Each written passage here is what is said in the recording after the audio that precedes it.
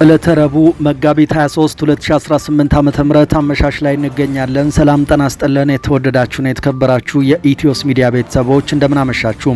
ከተለያዩ ታማኝ መረጃ ምንጮች የደረሱንን ሰበር ዜናዎች ከዚህ ቀጥሎ እናቀርባለን። በቅድሚያም አርዕስተ ዜና። በአማራ ምድር በአገዛዙ ጦርና በፋኖ ኃይሎች መካከል የሚደረገው የፊት ለፊትና የጨበጣ ውጊያ ዛሬም ተጠናክሮ ቀጥሏል። የአፋብን ምኒልክ ዕዝ ልዩ ዘመቻ ክፍለ ጦር የፋኖ አባላት የአርፒጂ ጸረ ተሽከርካሪ መሳሪያን ተጠቅመው በወሰዱት እርምጃም ከፍተኛ የአገዛዙ ጦር አዛዥ መሰናበቱ ታውቋል። በጥቃቱ የተሸኘው የመከላከያ 11ኛ ዕዝ 203ኛ ኮር ከፍተኛ ወታደራዊ አዛዥና 15 አጃቢዎቹ መሆናቸው ተነግሯል።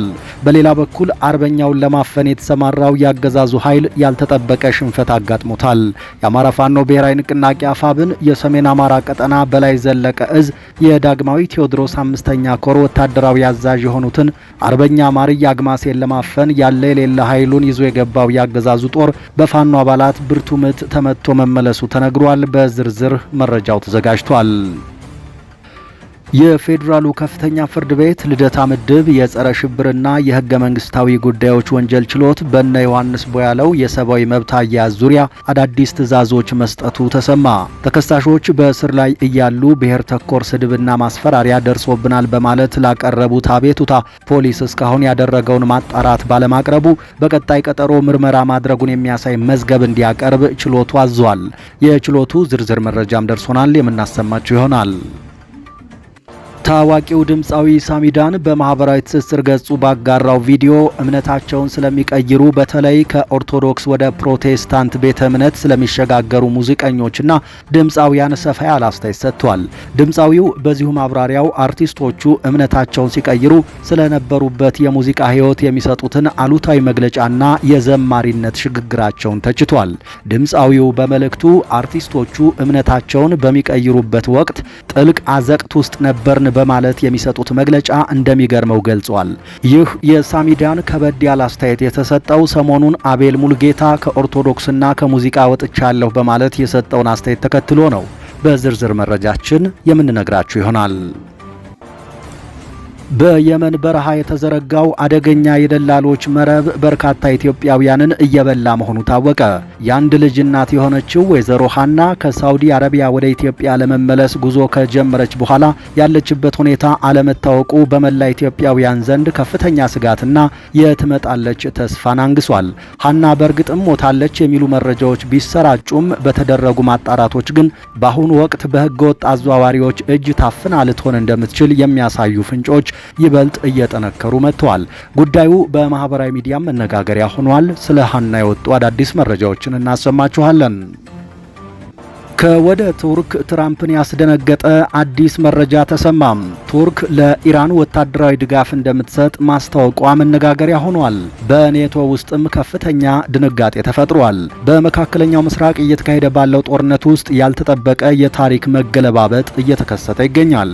የቱርክ መንግስት ጎረቤቱን ኢራንን ለመደገፍ ወታደራዊ ጣልቃ ገብነት እንደሚያደርግ በይፋ አስታውቋል።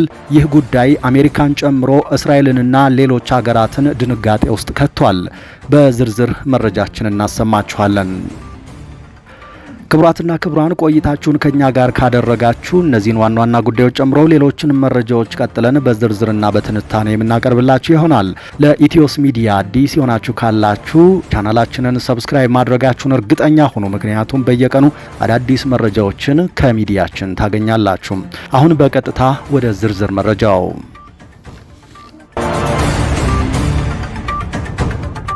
በአማራ ምድር ባገዛዙ ጦርና በፋኖ ኃይሎች መካከል የሚደረገው የፊት ለፊትና የጨበጣ ውጊያ ዛሬም ተጠናክሮ ቀጥሏል። የአፋብን ምኒልክ ዕዝ ልዩ ዘመቻ ክፍለ ጦር የፋኖ አባላት የአርፒጂ ጸረ ተሽከርካሪ መሳሪያን ተጠቅመው በወሰዱት እርምጃ ከፍተኛ የአገዛዙ ጦር አዛዥ መሰናበቱ ታውቋል። በጥቃቱ የተሸኘው የመከላከያ 11ኛ ዕዝ 203ኛ ኮር ከፍተኛ ወታደራዊ አዛዥና 15 አጃቢዎቹ መሆናቸውም ተነግሯል። በኦፕሬሽኑ ከሰው ኃይል ውድመት በተጨማሪ አመራሩን ሲያጓጉዝ የነበረው ተሽከርካሪና ለጥበቃ ይውል የነበረው ዲሽቃ ሙሉ በሙሉ መውደማቸው ነው የተነገረው። በሌላ በኩል አርበኛውን ለማፈን የተሰማራው ያገዛዙ ኃይል ያልተጠበቀ ሽንፈት አጋጥሞታል። የአማራ ፋኖ ብሔራዊ ንቅናቄ አፋብን የሰሜን አማራ ቀጠና በላይ ዘለቀ እዝ የዳግማዊ ቴዎድሮስ 5ኛ ኮር ወታደራዊ አዛዥ የሆኑትን አርበኛ ማርያ አግማሴን ለማፈን ያለ የሌላ ኃይሉን ይዞ የገባው ያገዛዙ ጦር በፋኖ አባላት ብርቱ ምት ተመቶ መመለሱ ታውቋል። ዛሬ መጋቢት 23 2018 ዓ.ም ሌሊት ላይ የተካሄደው ይህ ብርቱ ውጊያ በአገዛዙ ኃይል ላይ ከፍተኛ ወታደራዊና ፖለቲካዊ ኪሳራ አሳርፏል። እንደ ክፍለ ጦሩ የህዝብ ግንኙነት መረጃ ያገዛዙ ኃይል አዛዡን ለማፈንና ጥቃት ለመሰንዘር በከፍተኛ መሳሪያ ታጅቦ ቢንቀሳቀስም የጎንደሬ በጋሻው ክፍለ ጦር የፋኖ አባላት በሰነዘሩት የመልሶ ማጥቃት እርምጃ ሳይሳካለት ቀርቷል። በተለይም በአርበኛ አስንቆ መኳንንት የምትመራው ብርጌድና በአርበኛ እያየ አስምሮ የሚመሩት የአጥናፉ ብርጌድ አባላት በፈጣን ስምሪት ወደ ስፍራው በመድረስ ያገዛዙን ኃይል መደምሰስ ችለዋል። ማይልኮ፣ ጉንትራቦና ገደብዬ በተባሉ አካባቢዎች በተደረገው በዚህ ፍልሚያ 12 ያገዛዙ ሰራዊት አባላት የወደቁ ሲሆን 9 የሚሆኑት ደግሞ በጽኑ ቆስለዋል። የፋኖ አባላቱ በከበባ ውስጥ የነበረ መሪያቸውን አርበኛ ማርያ አግማሴን በክብርና በድል ከከበባ ማስወጣት የቻሉ ሲሆን ያገዛዙ ኃይል የደረሰበትን ሽንፈት መቋቋም ተስኖት ከአካባቢው መበታተኑ ተገልጿል።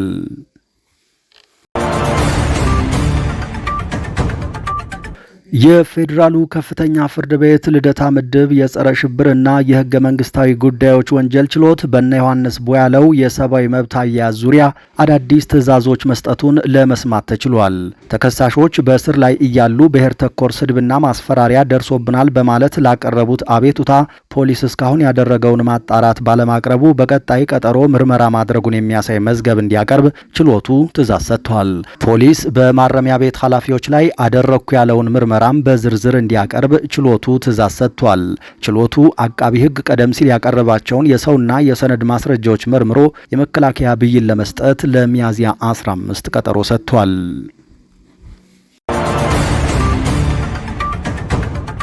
ታዋቂው ድምፃዊ ሳሚዳን በማህበራዊ ትስስር ገጹ ባጋራው ቪዲዮ እምነታቸውን ስለሚቀይሩ በተለይ ከኦርቶዶክስ ወደ ፕሮቴስታንት ቤተ እምነት ስለሚሸጋገሩ ሙዚቀኞችና ድምፃውያን ሰፋ ያለ አስተያየቱን ሰጥቷል። ድምፃዊው በዚሁ ማብራሪያው አርቲስቶቹ እምነታቸውን ሲቀይሩ ስለነበሩበት የሙዚቃ ህይወት የሚሰጡትን አሉታዊ መግለጫና የዘማሪነት ሽግግራቸውን ተችቷል። ድምፃዊው በመልእክቱ አርቲስቶቹ እምነታቸውን በሚቀይሩበት ወቅት ጥልቅ አዘቅት ውስጥ ነበርን በማለት የሚሰጡት መግለጫ እንደሚገርመው ገልጿል። እነዚህ ሰዎች ፕራይም ታይማቸው ላይ አይደለም እምነታቸውን የሚቀይሩት፣ አልበም አውጥተው ተወዳጅ ሆነው የህዝብ ፍቅር በሚያገኙበት ጊዜ ሳይሆን ዝቅ ሲሉና መውጣት የማይችሉት ሲመስላቸው ነው ብሏል። አክሎም ይህንን የሚያደርጉት በአዲሱ እምነት ተቀባዮችን ለማሳመንና ንጹህ መሆናቸውን ለማሳየት በማሰብ ቀድሞ የነበሩበትን ህይወት እንደሚያጠለሹ አስረድቷል። ይህ አካሄድም ፈጣሪን ከማሳመን ይልቅ ሰውን ለማሳመን የሚደረግ ጥረት መሆኑን ጠቁሟል። ማንም ሰው ወደ ፈለገው እምነት መቅረብ መብቱ ቢሆንም በሂደቱ ረጋ ማለት እንደሚያስፈልግ ሳሚዳን መክሯል። ያሳለፍከውን የ20 ዓመት አካባቢ የሙዚቃ ህይወትና የጻፍካቸውን ሰውን የሚያስተባብሩ የሚያስታርቁና ሞራል የሚሰጡ የፍቅር ዘፈኖች በአንድ ጊዜ ገሸሽ ማድረግ አይገባም በማለት እውነተኛ ለውጥ ከሆነ ለሰዎች ማሳወቅ እንደማይጠበቅባቸው ተናግሯል።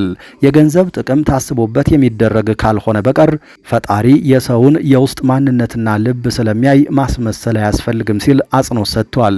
ዘፋኝ የነበሩ ሰዎች እምነታቸውን ሲቀይሩ በቀጥታ ወደ ዘማሪነት መግባታቸውን የተቸው ሳሚዳን አብዛኞቹ የሄዱት ዘፋኞች እዛ ሲዘምሩ አያምርባቸውም፣ የዘማሪዎቹ ራሳቸው የሆነ የመዘመር ጸጋ ያስታውቃል፣ ዘፋኝ ስለሆንክ ብቻ ሄደህ መዘመር አትችልም ብሏል። የራሱንም ተሞክሮ በማንሳት እኔ አሁን ሞክሬዋለሁ፣ በጣም ነው የሚሰቀጥጠኝ፣ መንፈሳዊነቱ የራሱ የሆነ ነገር አለው፣ እኔ አሁን ስዘፍን ነው ልክክ ሲለኝ የሚታወቀኝ በማለት ለማስመሰል ተብሎ የሚደረግን ነገር እንደማይቀበለውና አሁን ባለበት የኦርቶዶክስ እምነት ደስተኛ መሆኑን በግልጽ ይፋ አድርጓል።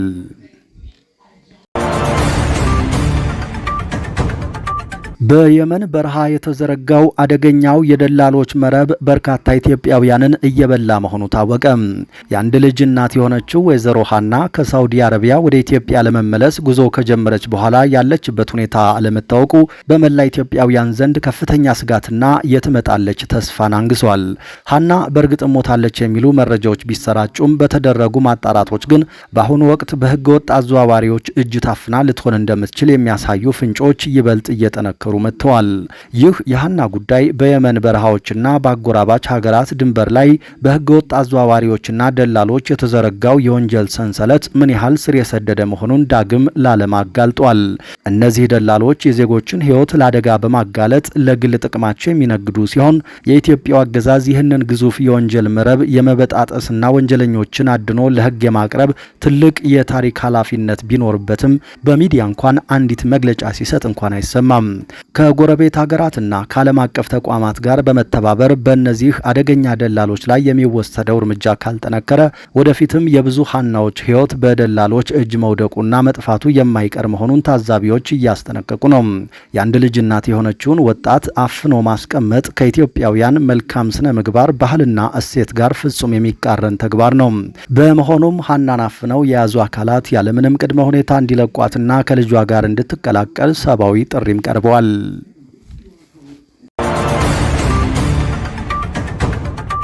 በአዲስ አበባ ከተማ የትራንስፖርት ፍሰት እጅግ በተጨናነቀበትና የከተማዋ የደም ስር በሆነው የምስራቁ ኮሪደር ያልታሰበና አደገኛ የትራፊክ አደጋ ተከስቷል። ይህ ክስተት የከተማዋን የመንገድ ደህንነትና የከባድ መኪኖች የትራፊክ አስተዳደር ላይ ትልቅ ጥያቄን የሚያስነሳ ሆኗል። ዕለቱ መጋቢት 23 ቀን 2018 ዓ.ም ነው። የከተማዋ ኗሪ የየዕለት ተዕለት ውክቢያውን እያከናወነ ባለበት ከቀኑ 5:55 አካባቢ በየካ ክፍለ ከተማ ወረዳ 9 ልዩ ስሙ ቅድስት ሳሊተ ምሕረት ቤተክርስቲያን አካባቢ ያልተለመደ ግጭት ተፈጠረ። የአዲስ አበባ ቀላል ባቡር የተለመደውን የዕለቱን የትራንስፖርት አገልግሎት በመስጠት ከአያት ተነስቶ ወደ መገናኛ አቅጣጫ መንገዱን ተያይዟል። በውስጡም በርካታ የከተማዋን ነዋሪዎች አሳፍሯል። በተመሳሳይ ሰዓት ከፍተኛ ክብደት ያለው ጭነት የጫነና ንብረትነቱ የኢትዮ ጅቡቲ ምድር ባቡር አክሲዮን ማህበር የሆነ የሰሌዳ ቁጥሩ 582 ዲ11 2 ሲኖትራክ የጭነት ተሽከርካሪ ከላምበረት ተነስቶ ወደ ጃክሮስ አቅጣጫ እየተጓዘ ነበር። በሳሊተ ምሕረት አደባባይ መቋረጫ ላይ ሁለቱ ግዙፍ ተሽከርካሪዎች መንገድ ሲጋሩ ያልተጠበቀው አደጋ ተከሰተ። የሲኖትራኩ ተሽከርካሪ በተሳፋሪዎች ከሞላው ቀላል ባቡር ጋር ኃይለኛ ግጭት ፈጠረ። ከአደጋው ግዝፈት አንጻር ሲታይ የከፋ የሰው ሕይወት መጥፋት አለመኖሩ ትልቅ እፎይታ የሚሰጥ ነገር ነው። ነገር ግን በባቡሩ ውስጥ ተሳፍረው በነበሩ ሁለት ዜጎች ላይ ጉዳት ደርሷል። ይህ አደጋ ከተማዋን ከፍተኛ የትራፊክ ቀውስ ውስጥ ከቷታል። ይህ አይነቱ አደጋ በንብረት ላይ ከሚያደርሰው ውድመት ባለፈ የብዙዎችን ሕይወት ሊቀጥፍ የሚችል በመሆኑ ሁሉም የመንገድ ተጠቃሚዎች የትራፊክ ሕጎችን በአግባቡ ሊያከብሩ ይገባል።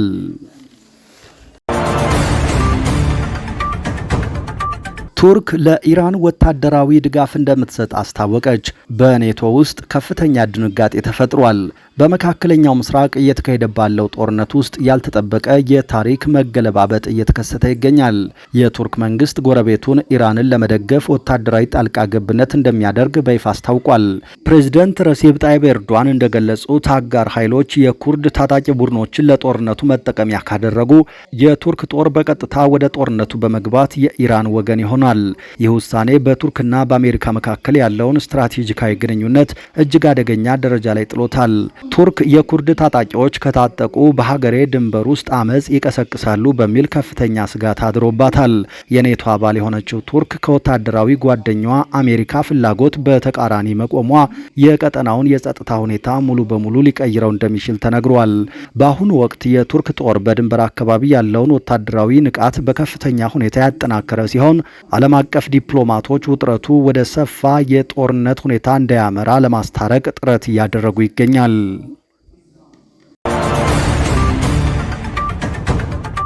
የዩኬ ጠቅላይ ሚኒስትር በኢራን ጦርነት ላይ የያዙትን አቋም እንደማይቀይሩ ተናገሩ። በኢራን ጦርነት የመሳተፍ እቅድ እንደሌላቸው ሲናገሩ የቆዩት የዩናይትድ ኪንግደም ጠቅላይ ሚኒስትር ኪር ስታርመር ምንም ጫጫታ ቢኖር አቋሜን አልቀይርም ብለዋል። የዩናይትድ ኪንግደምን የረዥም ጊዜ ብሔራዊ ጥቅም ማስጠበቅ ከአውሮፓ አጋሮችና ከአውሮፓ ሕብረት ጋር የጠበቀ ግንኙነት መኖርን እንደሚጠይቅ ይበልጥ ግልጽ እየሆነ መምጣቱንም ጠቅላይ ሚኒስትሩ ተናግረዋል።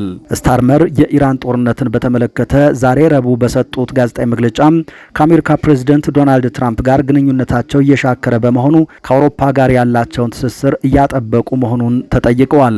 ጠቅላይ ሚኒስትሩ ከአውሮፓና ከአሜሪካ እንደማይመርጡ በመግለጽ ምላሽ ሰጥተዋል። ከአሜሪካና ከአውሮፓ ጋር ጠንካራ ግንኙነት እንዲኖረን ማድረግ ለእኛ ጠቃሚ ይመስለኛል ብለዋል። መከላከያና ደህንነት፣ የኢነርጂ ልቀት እንዲሁም ኢኮኖሚን በተመለከተ ግን ከአውሮፓ ጋር ጠንካራ ግንኙነት ያስፈልገናል ሲሉ ተናግረዋል። በአውሮፓ የሚደረግ ጠንካራ ትብብር ከአሜሪካ ጋር ያለ ግንኙነትንም እንደሚያግዝ አክለዋል። ጠቅላይ ሚኒስትር ስታርመር በኢራን ጦርነት ላለመሳተፍ በመወሰናቸው ከፍተኛ ጫና እየደረሰባቸው መሆኑን በጋዜጣዊ መግለጫው ጠቅሰዋል። ጦርነትን ከመቀላቀል ጋር በተያያዘ አቋሜን እንድቀይር ቀላል የማይባል ጫና ደርሶብኛል። በጦርነቱ ላይ አቋሜን አልቀይርም ሲሉ ተናግረዋል። ጫናው ምንም ይሁን ምን፣ ጫጫታው ምንም ቢሆን እኔ የብሪታንያ ጠቅላይ ሚኒስትር ነኝ። በብሔራዊ ጥቅማችን መሰረት መንቀሳቀስ አለብኝ ብለዋል። በዚህ የለንደን አቋም ያልተደሰቱት ፕሬዝዳንት ትራምፕ ማክሰኞ ዕለት በትሩዝ ሶሻል ማህበራዊ ሚዲያ ገጻቸው ላይ ባሰፈሩት ጽሑፍ ዩናይትድ ኪንግደምን ጨምሮ ለአጋር ሀገራት መልእክት አስተላልፈዋል። እንዴት ለራሳችሁ መዋጋት እንዳለባችሁ መማር መጀመር አለባችሁ። ካሁን በኋላ አሜሪካ ለማገዝ አትደርስላችሁም ሲሉ ጽፈዋል። በኢራን ዋና ከተማ ቴሄራን ውስጥ ዛሬ በተፈጸመ ጥቃት የሩሲያ ኦርቶዶክስ ቤተክርስቲያን ህንፃ ላይ ጉዳት እንደደረሰ በሀገሪቱ የሚገኘው የሩሲያ ኤምባሲ በማህበራዊ ሚዲያ ገጹ አስታወቀ።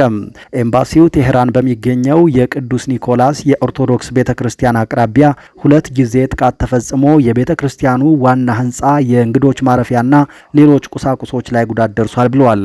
የሩሲያ ኤምባሲ ከፊል ጣሪያው የፈረሰ ህንፃና የተሰባበሩ መስኮቶችን የሚያሳዩ ምስሎችንም መልእክቱ ጋር አብሮ አጋርቷል።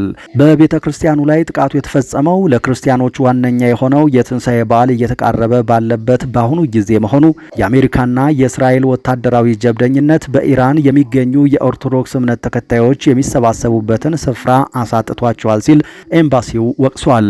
የቅዱስ ኒኮላስ ካቴድራል በሩሲያዊው የስነ ህንፃ ባለሙያ የተነደፈ ሲሆን በኢራን ብሔራዊ የቅርሶች መዝገብ ውስጥ እንደ ሀገሪቱ ቅርስ ተመዝግቧል። የሩሲያ ኤምባሲ አሜሪካና እስራኤል በኢራን ላይ እየፈጸሙት ያለው ጥቃት የሲቪል መሰረተ ልማቶችን፣ ባህላዊና ሃይማኖታዊ ቅርሶችን ኢላማ እያደረገ መሆኑን በመግለጽ አውግዟል። ክቡራትና ክቡራን ለምሽቱ ያዝናቸው አዳዲስ መረጃዎቻችን እነዚህ ነበሩ። ነገ በተመሳሳይ ሰዓት ሌሎች አዳዲስ ጉዳዮችን ይዘን እንጠብቃችኋለን። እስከዛው በያላችሁበት የዓለም ክፍል ሰላም ጊዜ ተመኘን።